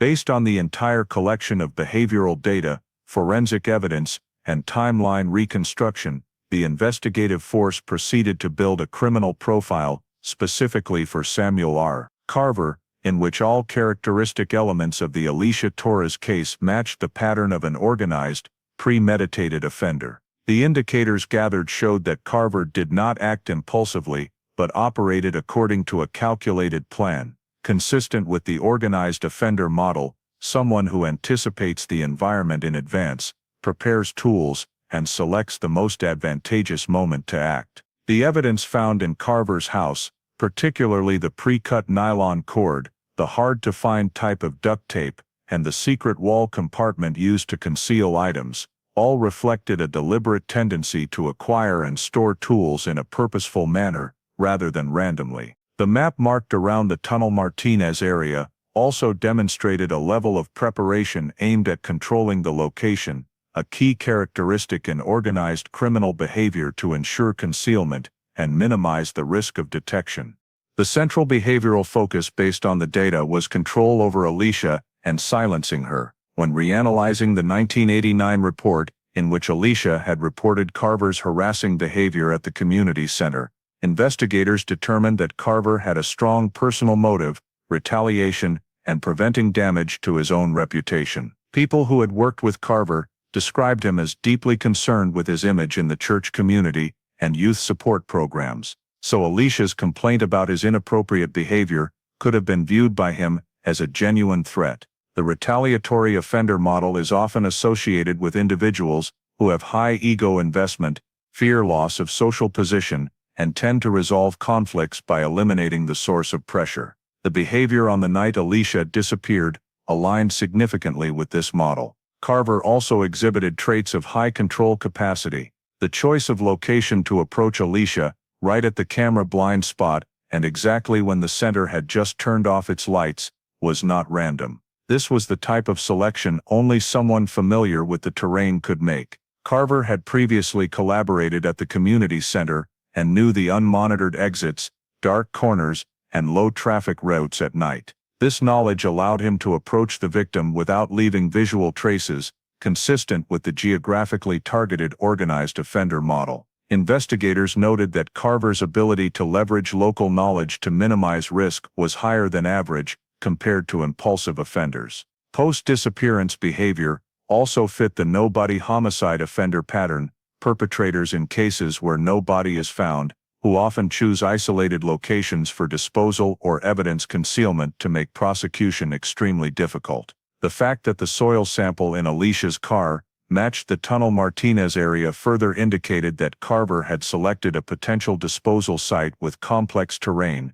numerous rock crevices, low foot traffic, and virtually impossible to search under 1990 technology conditions. The 92% mineral match, measured in 2019, reinforced the assumption that Carver had driven the car to that area, consistent with the behavior of someone who wants to eliminate evidence but exercises enough caution to avoid easily monitored locations. Additionally, Carver's concealment of key items in a secret wall compartment, the folding knife, cloth tape, jewelry of unknown origin, demonstrated a high level of concealment and the ability to distribute evidence in ways that are difficult to trace. This was systematic behavior, not a random reaction, and is commonly seen in offenders who understand police investigative procedures. At the same time, the behavioral changes after Alicia's disappearance, withdrawing from community activities, abruptly resigning from his job, avoiding contact, and limiting communication,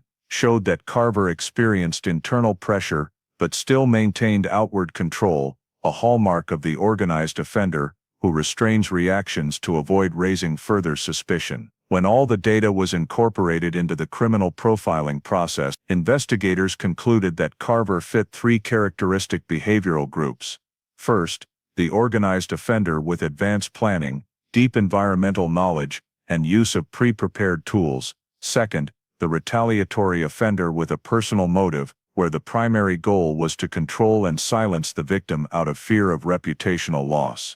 And third, the no-body homicide offender profile through the selection of a terrain-favorable disposal site that was difficult to trace. The combination of these three elements made Carver a calculating offender who knew how to minimize traces and relied on the technological limitations of the time to avoid detection. Once the behavioral profile was completed, the data fully demonstrated that Carver was not only someone who had opportunity and means, but also possessed the mindset, motive, and level of preparation consistent with the type of offender characteristic in decades-long disappearances where no body is ever found. When all the forensic results, evidence, and behavioral profile had reached a threshold strong enough to present to the prosecutor, the investigative force made the decision to execute an arrest warrant for Samuel R. Carver, who had gone from a peripheral suspect to the central figure in a disappearance that had stretched across 3 decades.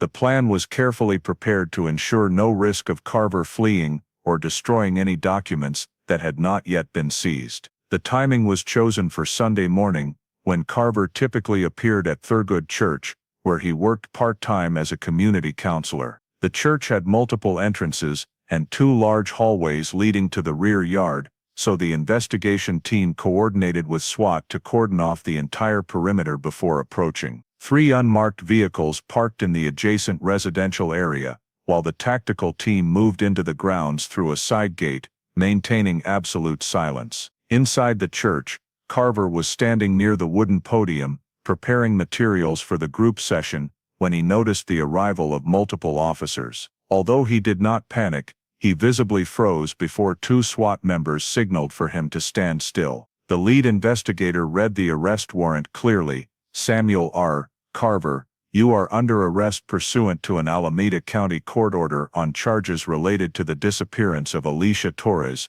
which occurred on July 12, 1990. Please place both hands in front of you. Carver did not resist, but his eyes darted repeatedly between the officers, as if trying to assess the level of control and their response capability, a behavior often seen in individuals who tend to maintain control in every situation. When he was handcuffed, he asked briefly, "What is the specific reason?" and was told he would be fully explained at the station. As soon as Carver was led outside, the forensics team proceeded to collect personal items on his person according to standard procedure. In the inner pocket of his jacket, they found a 1989 carbon steel folding knife, the blade worn over time, but with the production line markings and blade structure still clearly visible. This was the same model as the knife previously discovered in the secret wall compartment at Carver's former house, an item that had drawn particular attention because the wear marks on the blade could match the scratch found on Alicia's car door. At the specialized vehicle,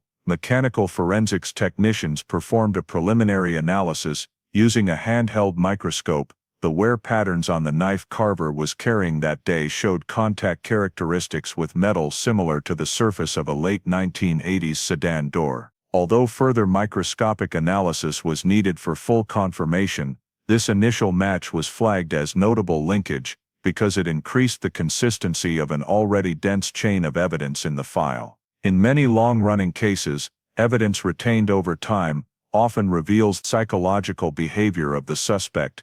The fact that Carver still carried a knife identical to the one suspected in connection with Alicia's case indicated a sustained habit of possessing tools and possibly reflected a pattern of concealment or preparation that he had maintained for many years. After being transported to the Oakland police headquarters, Carver was seated in a recorded interview room. He remained silent until he was informed of the list of evidence against him, including fibers that perfectly matched his mechanic's coveralls, tunnel Martinez soil in Alicia's car, the map marked around the tunnel area, duct tape matching the type he had access to at the store where he once worked, part-time, evidence from the secret compartment in his former home, and the knife he was carrying suspected of matching the cut on the car. Faced with the presented facts, Carver showed no emotion, only requesting an attorney immediately. When the attorney arrived, Carver stated he would not answer any questions related to the Alicia Torres case, refusing to explain why he left the church 3 weeks after the disappearance, refusing to explain why the tunnel Martinez map had marked locations, and also refusing to explain the existence of the secret wall compartment containing items matching the evidence. When directly asked about the reason his cousin's DNA appeared in Alicia's car, Carver only said, "I cannot explain something that does not belong to me." All his responses followed the same pattern: total denial, no acknowledgement of any detail, no display of hesitation or fear. This composure was assessed by investigators as consistent with the organized offender type, someone accustomed to controlling language, minimizing information, and avoiding details that could be cross-referenced. While Carver did not cooperate, the Alameda County prosecutor reviewed the entire file to prepare the charging document. Based on the physical evidence, forensic analysis, behavior and timeline, the prosecutor argued that the case fully met the criteria for criminal prosecution, even without a body. California law allows no-body homicide prosecution when circumstantial and forensic evidence reaches a level sufficiently convincing of the victim's death and the suspect's role. The charging document included 3 counts: kidnapping based on evidence that Carver had the opportunity to approach Alicia at the camera blind spot and place her in the vehicle;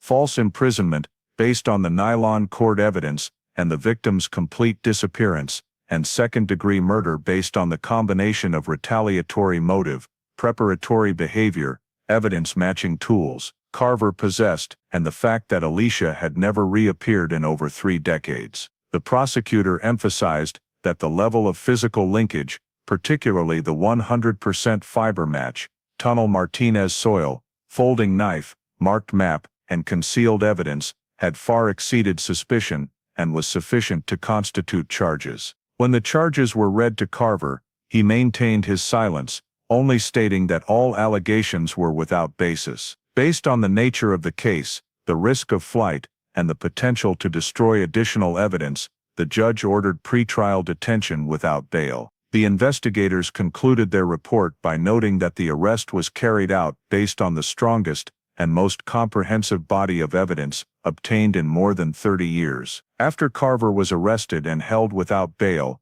the Alameda County District Attorney's Office began building the prosecution file according to the process for complex cases, especially those classified as no-body homicide. The goal was not only to present sufficient evidence to charge him, but also to restructure the entire 30-year timeline into a convincing legal logic, creating clear connections between forensics, behavior, motive, and the timeline. The first section of the file presented the forensic genealogy, a critical turning point that revived the case after nearly 3 decades. The prosecution explained that the DNA sample recovered from the handkerchief in Alicia's car, although too small for analysis in 1990 and 2005, had been successfully isolated using MPS technology and compared against semi-public genetic databases, identifying the person who left the trace as having a second-degree blood relationship to Carver,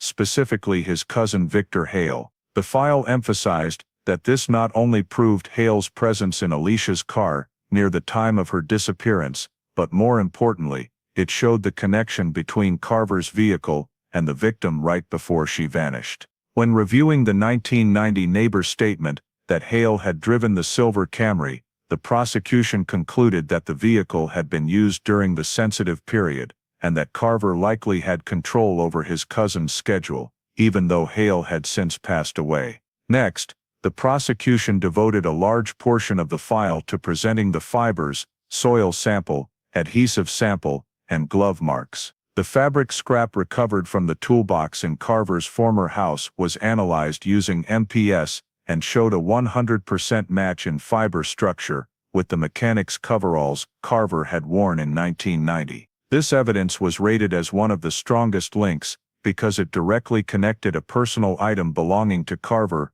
with the interior of Alicia's car around the time of the disappearance. The soil sample collected from the accelerator pedal area in the car was also presented with a high level of detail. The prosecution introduced the analysis results, showing that the soil matched 92% with the mineralogical characteristics of the Tunnel Martinez area, a location manually circled on the map found in Carver's garage. This coincidence was described in the file as high reliability, indirect location evidence, because it reflected the vehicle's travel path during a period when Carver had no alibi. The adhesive sample was compared using infrared spectroscopy, revealing that the adhesive found in Alicia's car had a polymer structure identical to the roll of black duct tape recovered from Carver's garage, and it also matched the exact type sold only at the store where Carver had worked part-time during that period.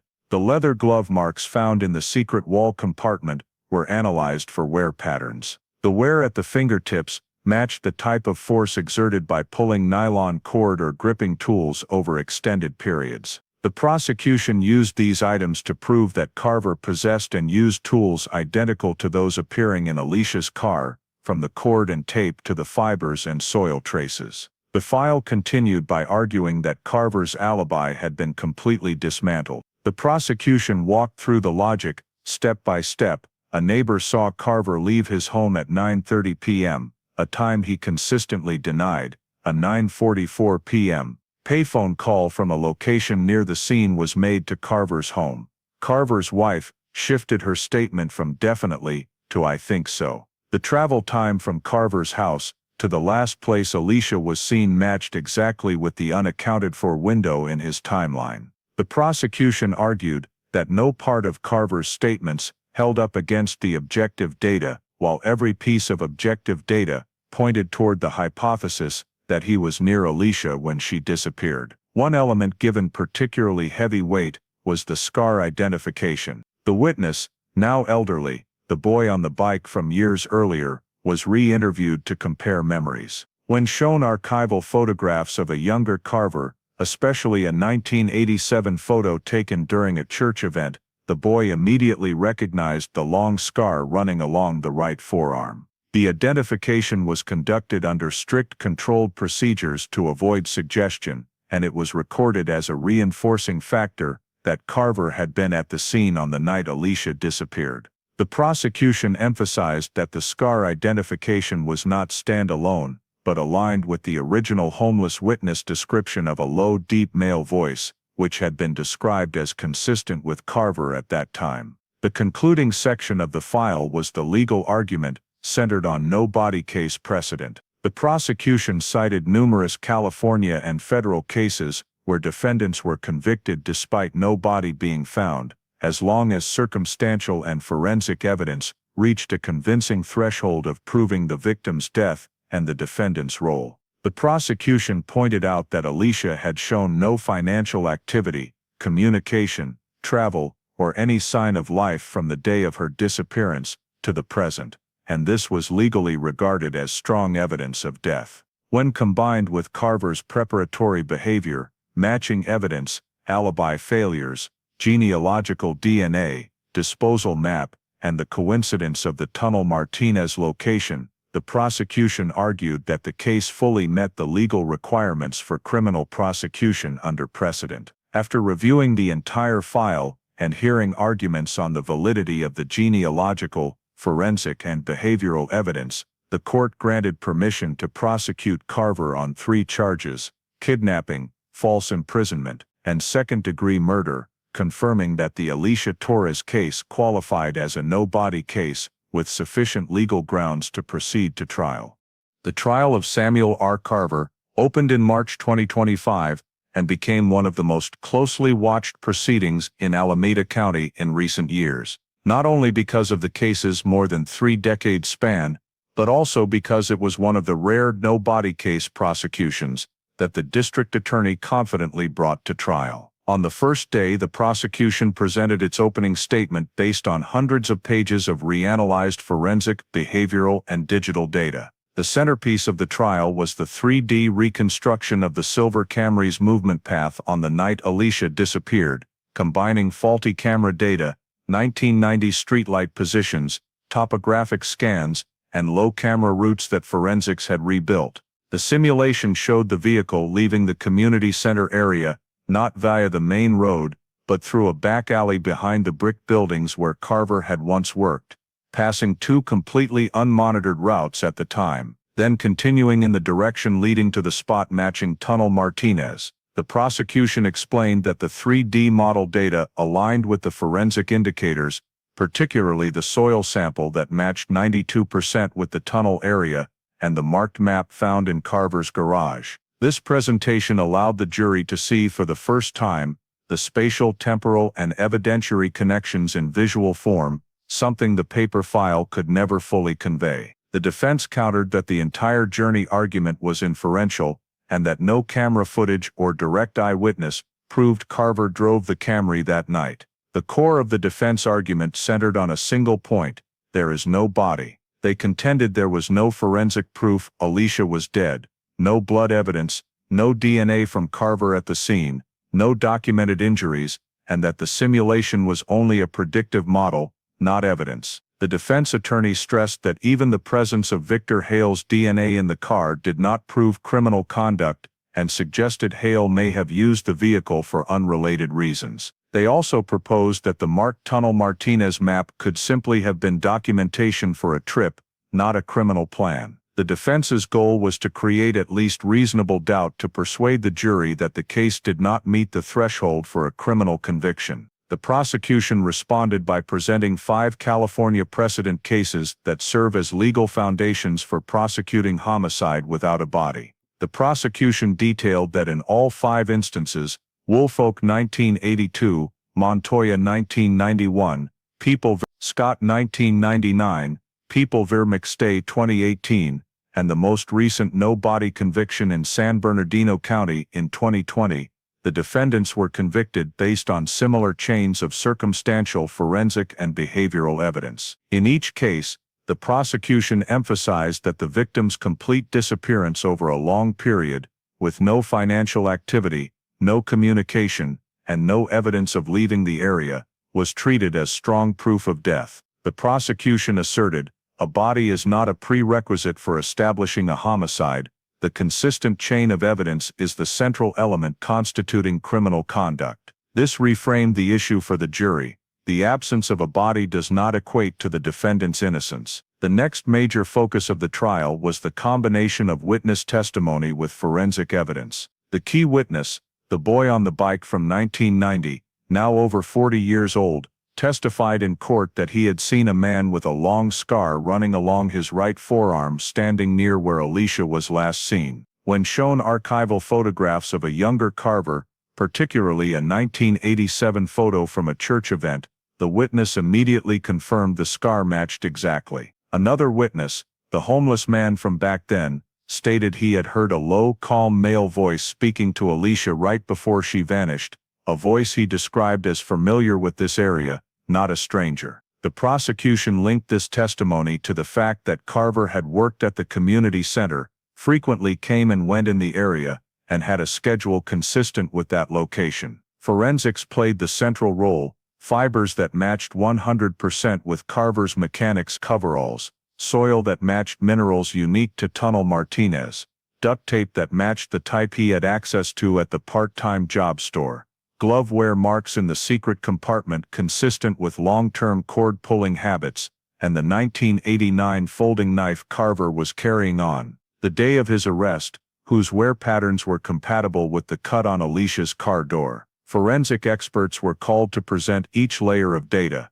A polymer analysis specialist stated that the probability of 2 fabric samples matching to this degree is near zero in real-world conditions. A forensic geologist displayed comparative mineral maps showing the match could not be coincidental. The 3D reconstruction technician explained why the 1990 camera blind spots allowed Carver to approach without being recorded. A criminal behavior expert described how Carver's pattern significantly matched that of an organized offender who pre-selects disposal sites, approaches victims at blind spots, uses concealed tools, and exhibits community avoidance after the crime. The defense attempted to rebut each forensic segment, stressing that there was no DNA from Carver at the scene, and that the evidence was overinterpreted. They argued that 1989 folding knives were common, and that glove wear was a natural occurrence. The prosecution immediately countered by displaying images of the secret wall compartment,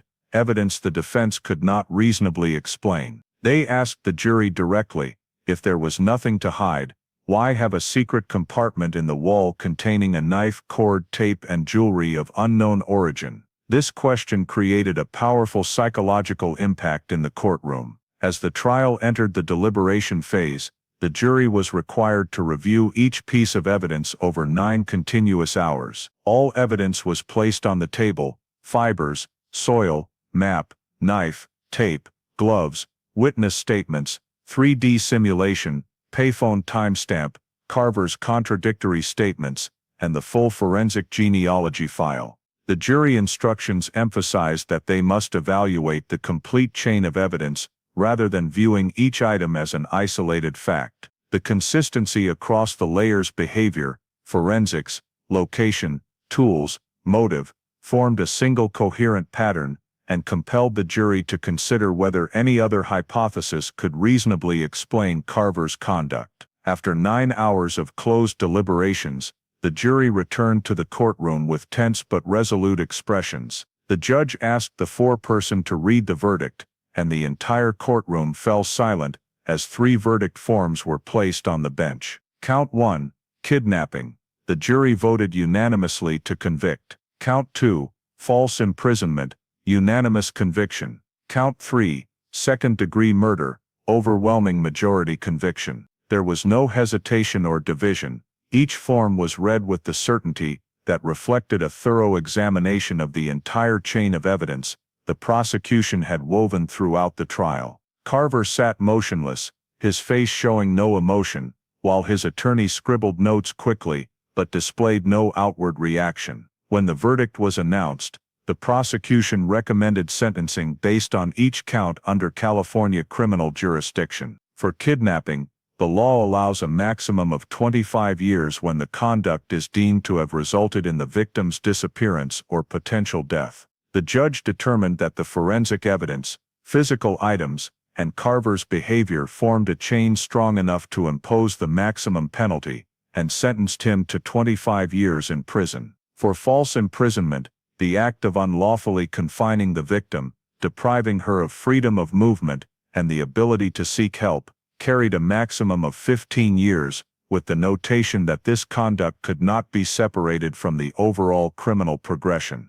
For second-degree murder, the prosecution requested the high end of the sentencing range, 35 years to life, based on factors including personal retaliatory motive, preparatory behavior, efforts to conceal the crime, and the fact that Alicia had been missing completely for more than 3 decades. The judge accepted the recommendation and imposed 35 years to life, with no leniency and no parole eligibility. When the sentences were aggregated, the total punishment for Samuel R. Carver was 75 years in prison, with no possibility of parole or sentence reduction under California's provisions for serious violent offenses. This figure meant that Carver, at nearly 70 years old, would have no realistic chance of returning to normal life. In the sentencing minutes, the judge explicitly stated that the chain of evidence, when viewed as a whole, demonstrates intentional organized criminal conduct aimed at concealing the outcome, and therefore does not qualify for any form of mitigation. When asked for a final statement before the court concluded, Carver spoke only 3 words: "I am innocent." There was no explanation, no response to the evidence, no remorse or protest. The judge noted the defendant's statement but emphasized that the sentence was based on the consistency among forensics, behavior, witnesses, and physical evidence, elements the jury had fully evaluated. Immediately after sentencing, Carver was escorted from the courtroom by 2 judicial officers and handed over to staff of the California Department of Corrections and Rehabilitation, CDCR. His personal file, all legal decisions, and the 75-year no-parole sentence were entered into the CDCR system for classification. Per regulations, inmates convicted of second-degree murder and kidnapping are assigned to medium to high-security facilities, depending on risk assessment. Carver's transport was carried out the same day, and he would undergo evaluation at the CDCR Classification Center before being assigned to a permanent correctional institution. In the summary sentencing report submitted to the California court system, the prosecution included a single concise line that captured the entire spirit of the case. 35 years of investigation were revived by science, and through science, the truth was established. No further legal arguments remained at the trial level.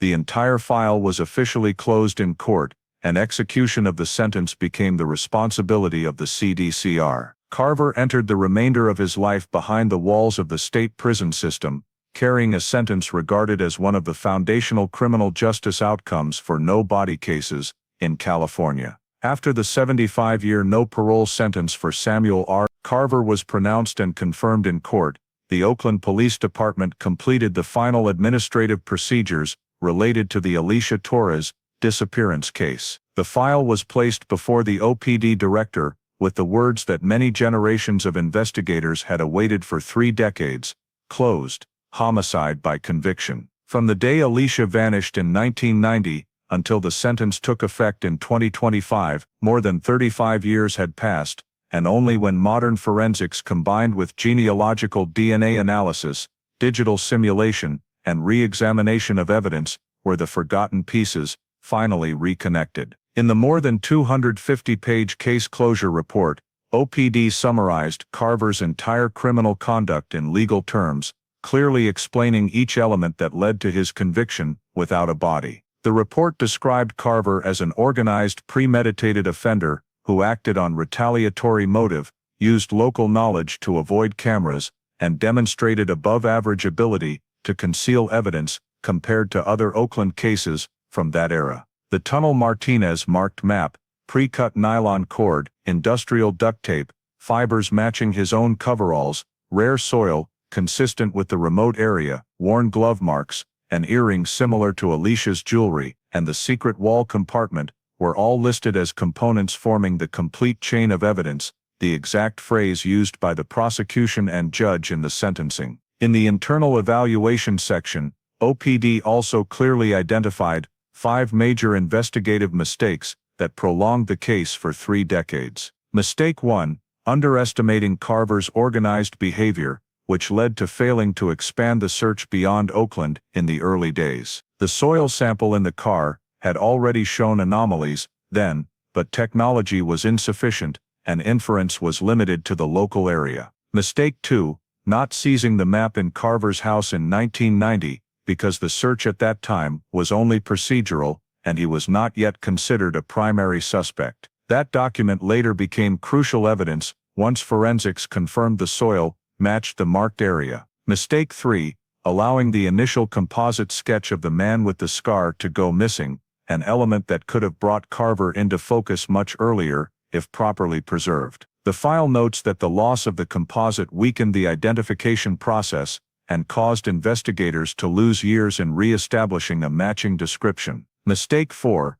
not fully considering the 1989 conflict report between Alicia and Carver, leading to motive not being seriously evaluated in the early phase. Only when the file was reopened after forensic genealogy did the motive become clearly established. Mistake 5, not systematically re-interviewing witnesses, particularly the neighbor who saw Carver leave home on the evening of July 12, 1990, and the payphone witness. Those statements later became key to breaking Carver's alibi, but they were not properly reconnected until the 2010s. In the summary section, OPD stated that the Alicia Torres case has become a standard forensic benchmark for cold case units across California. Every detail, from genealogical DNA, reanalysis of trace evidence, 3D vehicle path reconstruction, organized retaliatory behavioral modeling, alibi breaking through indirect data, to expanding geographic disposal scope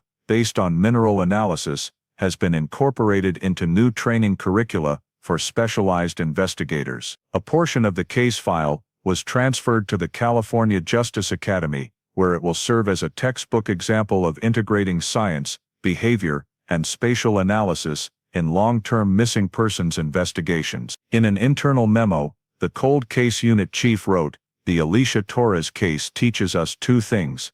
Technology can reopen doors closed for more than 30 years, and only when every piece is placed side by side does the truth emerge." When the word "closed" was officially stamped on the file, many investigators who had worked the case admitted feeling both relief and heaviness. There was no body to return to the family, there was no confession to close the story with accountability. But justice, however delayed, had arrived. The 35-year thick file was returned to the OPD archive as a symbol of persistence, forensic progress, and a truth uncovered after being buried far too long. The story of Alicia Torres's disappearance and the more than 35-year investigation offers a profound lesson for American society today. Justice does not rely on luck, but on persistence, advancing technology, and community responsibility. The fact that Oakland PD once lost the initial witness composite, failed to fully examine Carver's contradictory statements, or downplayed the soil sample from Alicia's car, shows that even a professional investigative system can make mistakes when small details are overlooked. Yet it was precisely those details, the 100% matching fibers from Carver's coveralls, the Tunnel Martinez marked map, the 9:44 p.m. payphone call, that became the critical pieces that solved the case after decades. This reflects a clear lesson for modern American life. Every piece of evidence, every witness statement, every courageous act of speaking up, can save a life, or bring justice to a victim's family. Furthermore, the advances in forensic genealogy and 3D simulation remind us that technology, when properly applied, does not just solve crimes, but creates a fairer environment for all of society. Those advances identified Victor Hale's DNA, shattered Carver's false alibi, and reconstructed the Camry's path through the night of 1990. This is a powerful reminder that in a United States with more than 250,000 unsolved missing persons cases, investment in forensic science and open data is not a luxury, but a necessity. Finally, the case underscores the importance of community. A boy on a bike, a homeless man, a neighbor who saw Carver leave home at 9:30 p.m., all contributed to the final verdict. In a vast and sometimes disconnected society, like the United States, community attention and the courage to speak remain the foundation of public safety. If you found the 35-year journey to uncover the truth for Alicia Torres meaningful, please hit subscribe to continue joining us in cases illuminated by science and justice. Thank you for watching, and see you in the next video, where we keep exploring stories that time seemed to bury, but the truth always waits to be found.